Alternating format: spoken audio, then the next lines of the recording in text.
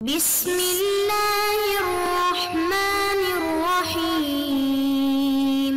السلام علیکم ورحمۃ اللہ وبرکاتہ۔ بسم اللہ الرحمن الرحیم۔ عزیز طلباء اکرام، ایم اے اسلامیات کے مضمون فقہ و اصول الفقہ کا آج ہمارا سبق نمبر 27 ہے، جس کا عنوان ہے کتب فقہ کا مختصر جائزہ۔ نیا سبق شروع کرنے سے پہلے ہم پچھلے سبق یعنی سبق نمبر 26 کا خلاصہ دیکھتے ہیں۔ پچھلے سبق میں ہم نے کتاب بدائع الصنائع کا تعارف پڑھا تھا اور اس کا عمومی سا تعارف دیکھا تھا۔ اس کے بعد ہم نے مخطوطات کے بارے میں بات کی تھی کہ اس کے 10 سے بھی زیادہ مخطوطے جو قلمی نسخے ہیں وہ موجود ہیں، اور اس کے اسلوب کے بارے میں بات کی تھی کہ اس کا منفرد اسلوب ہے۔ ہم نے اس کے جامعیت کے بارے میں بات کی تھی، اور ایسے ہی ہم نے تفصیلاً دیکھا تھا کہ قرآن اور حدیث سے مصنف نے کیسے استدلالات کیے ہیں۔ اور آج کے اس سبق میں انشاءاللہ ہم کتاب الام کی جو کتاب ہے اس کا تعارف پڑھیں گے، اور اس کے مصنف جو کہ امام شافعی رحمہ اللہ ہیں ان کا تعارف پڑھیں گے، اور اس کی وجہ تالیف کے بارے میں تبصرہ کیا جائے گا کہ اس کو کیوں لکھا گیا، اور یہ کس موضوع کی کتاب ہے، کس موضوع پر لکھی گئی ہے، اس کے بارے میں انشاءاللہ آگے چل کے ہم بات کرتے ہیں۔ اور اس کے جو اہم ٹاپک ہے آج کے سبق کا، وہ اس کتاب کا منہج اور اس کا اسلوب ہے کہ کس منہج اور کس اسلوب میں یہ کتاب لکھی گئی ہے۔ انشاءاللہ ہم آگے چل کر ان سب پر بات کرتے ہیں۔ تو سب سے پہلے مصنف علیہ الرحمہ کا تعارف دیکھتے ہیں۔ تو مصنف جو کہ امام شافعی رحمہ اللہ ہیں، ان کا تعارف پچھلی اسباق میں جو ائمہ اربعہ پر اسباق ہوئے تھے ان میں گزر چکا ہے، وہاں سے دیکھ لیا جائے۔ اب ہم سب سے پہلے کتاب الام کے جو مطبوعہ نسخے ہیں ان پر بات کرتے ہیں۔ تو اس وقت کتاب الام کا جو جدید نسخہ مروج ہے وہ دارالمعارفہ للطباعہ والنشر بیروت کی جانب سے 1990 میں شائع کیا گیا، اور یہ نسخہ جو ہے 8 جلدوں پر مشتمل ہے اور عام طور پر یہی متداول ہے۔ اس میں ایک مختصر مقدمہ ہے اور امام شافعی رحمہ اللہ کے حالات پر تذکرہ کیا گیا ہے۔ اس طریقے سے سارا کل ملا کر یہ نسخہ تقریباً 2160 صفحات پر مشتمل ہے۔ ایسے ہی ایک اور نسخہ بھی متداول ہے جو کہ صرف ایک جلد میں شائع کیا گیا ہے، اور یہ نسخہ بیت الافکار الدولیہ اردن کی جانب سے شائع کیا گیا ہے، صرف یہ ایک جلد میں، اور اس کے صفحات تقریباً 2006 صفحات بنتے ہیں۔ اس میں بھی شروع میں ایک مختصر مقدمہ ہے، اور ایسے ہی امام شافعی رحمہ اللہ کے مختصر حالات بھی ہیں۔ اب ہم بات کرتے ہیں کہ کتاب الام کو کیوں لکھا گیا، اس کی وجہ تالیف کیا ہے۔ تو وجہ تالیف اس کی یہ ہے کہ جب امام حنیفہ رحمہ اللہ اور امام مالک رحمہ اللہ کی فقہ مدون ہو چکی تھی، تو اس دوران امام شافعی رحمہ اللہ یہ کتاب الام کتاب لکھ رہے تھے، یعنی ان کی فقہ مدون ہو چکی تھی اور امام شافعی رحمہ اللہ اب کتاب الام لکھ رہے تھے۔ اور چونکہ ہم پیچھے بھی پڑھ چکے ہیں کہ امام شافعی رحمہ اللہ نے امام مالک رحمہ اللہ اور امام ابو حنیفہ کے شاگرد امام محمد رحمہ اللہ سے خوب استفادہ کیا ہے اور کافی عرصہ ان کے ساتھ رہے ہیں، اور ان دونوں مکاتب فکر کے طرز استدلال اور طرز فکر کو کافی قریب سے دیکھا ہے اور کافی قریب سے ان کا مطالعہ کیا ہے۔ لیکن امام شافعی رحمہ اللہ کو بعض جہات پر، بعض نظائر میں، بعض مسائل میں ان دونوں مکاتب فکر سے اختلاف تھا، تو کتاب الام امام شافعی رحمہ اللہ نے اس لیے لکھنا شروع کی تاکہ وہ اپنے اختلافی مسائل کو کہ دونوں مکاتب فکر سے جن میں آپ کا اختلاف تھا، وہ اختلافی مسائل، وہ اختلافی اجتہادات آپ کے واضح ہو جائیں اور لوگوں کے سامنے آ جائیں۔ یا ہم آسان الفاظ میں اس کو یوں بھی کہہ سکتے ہیں کہ امام شافعی رحمہ اللہ اپنی آخری عمر میں اپنی جداگانہ اور مجتہدانہ آراء کو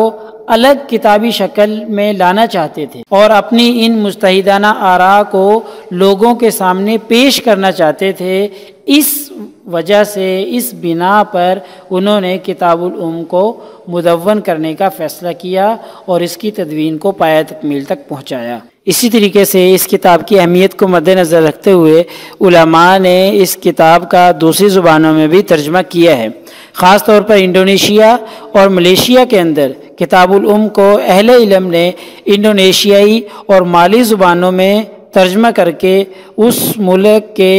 لوگوں کے لیے اور علماء کے لیے ایک اہم اور نادر ذخیرہ کتب میں اضافہ کیا ہے۔ البتہ ابھی اس کتاب کا اردو میں ترجمہ ہونا باقی ہے، کوئی اہل علم اٹھے اور اس کتاب کی افادیت کو مد نظر رکھتے ہوئے اردو میں بھی اس کا ترجمہ کر دے اور اس کو شائع کیا جائے۔ اب ہم بات کرتے ہیں کتاب الام کے موضوع پر۔ اگرچہ بنیادی طور پر تو یہ کتاب جو ہے فقہ کی کتاب ہے اور اس سے متعلق اس میں احکامات ہیں، مسائل ہیں، جزیات کی تفصیلات ہیں، یعنی عام طور پر یہ کتاب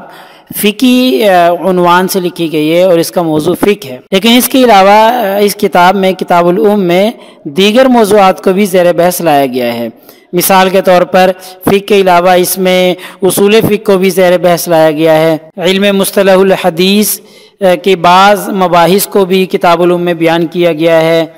اور اس کے علاوہ فقہ مقارن بھی اس کتاب کا ایک اہم حصہ ہے، جیسے امام مالک اور امام شافعی رحمہ اللہ کے مابین جو اختلاف تھے ان کا ذکر اس کے اندر موجود ہے، امام حنیفہ اور امام ابن ابی لیلہ کے درمیان جو اختلاف ہے اس کا ذکر یہاں پر موجود ہے، اور ایسے امام محمد رحمہ اللہ اور امام شافعی رحمہ اللہ یعنی استاد شاگرد دونوں کے درمیان جو اختلاف ہے اس کو بھی ذکر کیا گیا ہے، اور اس کا عنوان رکھا گیا ہے الرد علی محمد ابن الحسن، یعنی یہ فقہ مقارن بھی اس کتاب کے اندر موجود ہے اور فقہ مقارن کا ایک بڑا حصہ اس کتاب کے اندر موجود ہے۔ یعنی ہم یوں کہہ سکتے ہیں کہ یہ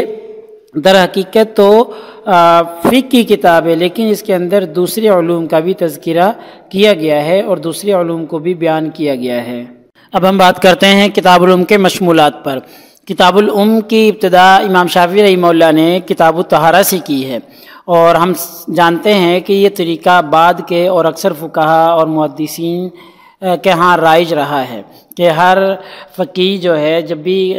کتاب فقہ پر لکھنے لگتا ہے تو وہ کتاب الطہارہ سے ابتدا کرتا ہے کتاب کی۔ تو امام شافعی رحمہ اللہ نے بھی اپنی کتاب کی ابتدا کتاب الطہارہ سے کی ہے اور طہارت کے مسائل کو شروع میں بیان کیا ہے۔ اس کے بعد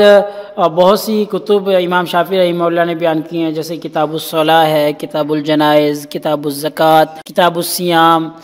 کتاب الاعتکاف، کتاب الحج، کتاب البیوع، کتاب النکاح، کتاب الشفع، یعنی بہت اہم یہ کتابیں ہیں، اور اس کے علاوہ اور بھی بہت سی کتابیں ہیں۔ یہ وہ ہیں جو مشہور اور اہم مشمولات ہیں اس کتاب کے۔ اس کے علاوہ بھی اس کے بہت سے ابواب ہیں جو ذیلی ابواب ہیں، ذیلی کتب ہیں، ان پر بھی بحث کی گئی ہے۔ علامہ ابن حجر رحمہ اللہ فرماتے ہیں کہ اگر ان تمام مباحث کو، تمام کتب کو شمار کیا جائے اور مستقل ایک حیثیت قرار دے دیا جائے تو کتاب الام تقریباً 140 کتابوں کا مجموعہ معلوم ہوتا ہے۔ اب ہم دیکھتے ہیں کہ کتاب الام کا منہج اور اسلوب کیا ہے۔ تو امام شافعی رحمہ اللہ نے اس کتاب کی تصنیف میں کیا طریقہ اختیار کیا، اس پر اب ہم تفصیلی بات کرتے ہیں۔ سب سے پہلی بات یہ ہے کہ فقہی ابواب کے لیے عناوین کی فراہمی۔ تو مصنف نے امام شافعی رحمہ اللہ نے فقہی مسائل کو ابواب اور عناوین میں تقسیم کر دیا ہے۔ اس کا سب سے بڑا فائدہ قاری کو ہوتا ہے کہ اس کو ایک جگہ ایک عنوان کے تحت اس کے مطلوبہ اور تمام مسائل مل جاتے ہیں۔ تو مصنف کا یہ طریقہ ہے کہ سب سے پہلے تو ایک بڑا عنوان کتاب کے نام سے باندھتے ہیں، اور پھر اس کے تحت ذیلی ابواب اور ذیلی عناوین کو ذکر کرتے ہیں، یعنی ایک بڑا عنوان ہوتا ہے اس کو کتاب کے نام سے ذکر کرتے ہیں، اور پھر جو ذیلی عناوین ہوتے ہیں ان کو باب کے نام سے ذکر کیا جاتا ہے، لیکن ہوتے وہ اس کتاب سے متعلق ہی ہیں۔ جیسے کتاب الطہارت ایک بنیادی عنوان ہے، پھر اس کے تحت بہت سے عناوین ہیں، وضو کا عنوان ہے اور استنجا کا عنوان ہے، مسواک کا عنوان ہے، یہ ذیلی عناوین ہیں جو کہ طہارت سے متعلق ہی ہیں۔ ایک اور منہج اور اسلوب مصنف کا یہ رہا ہے کہ جب وہ ابواب کی ابتدا کرتے ہیں تو ابواب کی ابتدا یا تو قرآن مجید کی آیات سے کرتے ہیں یا سنت نبی صلی اللہ علیہ وسلم سے کرتے ہیں۔ چونکہ امام شافعی رحمہ اللہ ایک محدث ہونے کے ساتھ ساتھ فقیہ بھی تھے، چنانچہ جب بھی وہ کلام کرتے ہیں تو اپنے کلام کو دلیل کے ساتھ مزین کرتے ہیں، اور کس طریقے سے کہ سب سے پہلے کتاب اللہ سے دلیل مہیا کرتے ہیں اور اگر کتاب اللہ میں قرآن مجید میں اس مسئلے کے بارے میں کوئی دلیل موجود نہ ہو تو پھر اس مسئلے کے بارے میں سنت رسول سے دلیل پیش کرتے ہیں اور اس دلیل کی وضاحت کرتے ہیں۔ مطلب یہ ہے کہ ہر وہ مسئلہ جس کے ثبوت میں کسی آیت قرآنی کو پیش کیا جا سکتا ہے، تو امام شافعی رحمہ اللہ کا طریقہ یہ رہا ہے کہ اس مسئلہ پر بحث کی ابتدا میں اس آیت کو پیش کر دیتے ہیں، اور اگر اس مسئلے کے بارے میں، اس باب کے بارے میں قرآن مجید کی کوئی آیت موجود نہ ہو تو پھر احادیث نبویہ سے استدلال کرتے ہیں اور اس مسئلے کی دلیل کے طور پر وہ حدیث پیش کرتے ہیں۔ اور مصنف کا یہ طریقہ کار کتاب الام کے تقریباً ہر باب میں رکھا گیا ہے۔ جیسے مصنف نے کتاب الطہارہ کتاب شروع کی تو اس کی ابتدا میں، اس کے شروع میں سورۃ المائدہ کی طہارت والی آیت پیش کی۔ ایسے ہی کتاب الام میں امام شافعی رحمہ اللہ نے یہ طریقہ بھی اپنایا، یہ منہج بھی اپنایا کہ آپ صحابہ کرام کے اقوال اور ان کے فتاویٰ سے استدلال کرتے ہیں، چونکہ ہم جانتے ہیں کہ اقوال صحابہ اور صحابہ کے فتاویٰ کو حجت ماننے میں اصولیین اور فقہاء کا اختلاف رہا ہے۔ ان میں سے بعض اس کو حجت مانتے ہیں اور بعض کے نزدیک یہ حجت نہیں ہے،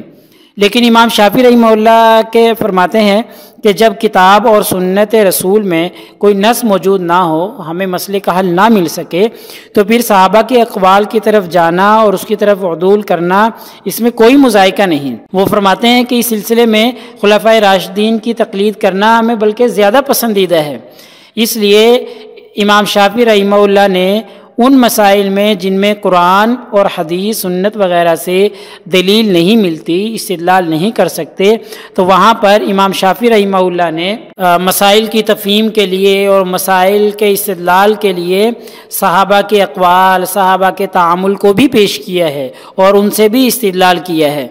اور اگر ہم یوں کہیں تو بے جانا ہوگا کہ امام شافعی رحمہ اللہ مسائل کے استنباط میں تعامل صحابہ، اقوال صحابہ کو اسی طرح دلیل بناتے ہیں جس طرح سنت رسول صلی اللہ علیہ وسلم کو دلیل بنایا جاتا ہے اور اس سے استدلال کیا جاتا ہے۔ ایسے ہی امام شافعی رحمہ اللہ کا اس کتاب میں یہ طرز اور منہج رہا ہے کہ جب بھی امام شافعی رحمہ اللہ کے سامنے کسی فقہی مسئلے کے جواز کے بارے میں متعدد روایات یا متعدد اقوال آ جاتے تو آپ ان میں سے ترجیح کے طریقے پر عمل کرتے کہ ان میں سے کسی ایک کو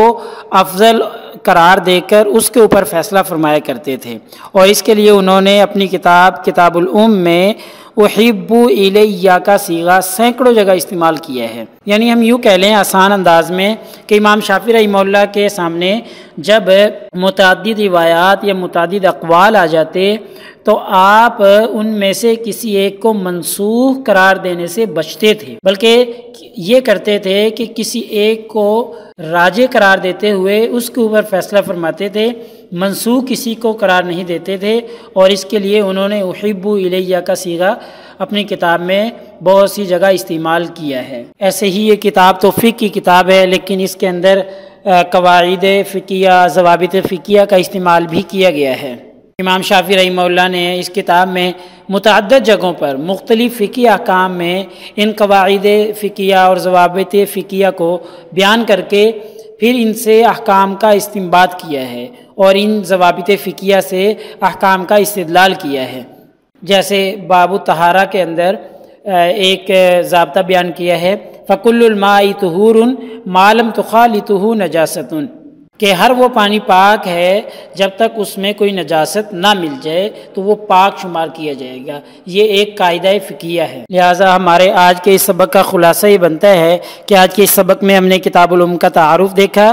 اور ان کے مصنف کا تعارف جو کہ پچھلی کلاسز میں گزر چکا ہے وہاں پر تھا، اور اس کتاب کی تالیف کی وجہ کیا تھی اس پر ہم نے تفصیلاً بات کی ہے۔ اس کا موضوع کیا ہے، آیا فقہ کی کتاب ہے، حدیث کی کتاب ہے، کس کی کتاب ہے، اس پر بھی ہم نے بات کر لی ہے، اور آخر میں ہم نے اس کی کتاب کے منہج اور اسلوب پر بالتفصیل بات کی ہے اور بالتفصیل یہ دیکھنے کی کوشش کی ہے کہ اس کتاب کا منہج و اسلوب کیا رہا ہے۔